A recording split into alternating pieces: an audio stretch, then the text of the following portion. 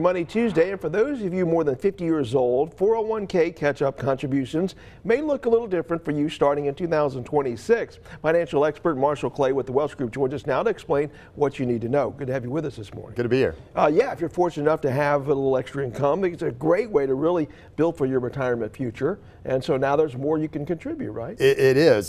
So in 2026, they gave you about $1,000 additional deferral amount. So it went from $23,500 to $24,500 for employees, and they gave you a little bit of a bump on the catch-up contribution, which is around $8,000. So here's where the change comes in.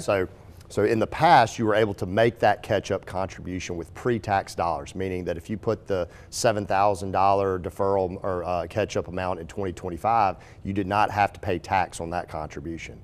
In 2026, you have to pay tax on that contribution if you're over a certain income level. So in 2025, if your income was over $150,000, in 2026, that catch-up contribution has to be made after tax. So it's going to have to go into a Roth 401k, and so that could lead to potentially $1,000 to $2,000 of additional tax that folks are going to have to pay in 2026 that they did not have to pay in 2025. So there's a good and bad here. Yeah, it's a good and bad. I mean, the good news is that once it gets into that Roth 401k component, it grows tax-free, and even when you pull it out, it's not taxed. So it's taxed on the front end as opposed to in the past where it was taxed when you distributed it from your 401k maybe many years down the road. Now, if you're making over that threshold, can you put that in a Roth? Can you still do that? Yes. So you must put it into a Roth. I think that's the rule change. That's the key. That's the key. Now, another key to this is if your company has no Roth 401k option,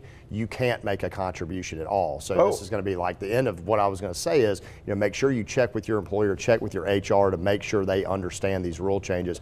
Make sure that they have a Roth 401k component in your plan so that you can make those contributions. All right, what about those watching who are maybe between 60 and 63 before retirement age? Yeah, so there's what's called a super catch-up contribution for those who are turning or are within 60 to 63 years of age. So the normal catch-up contribution would be around $8,000.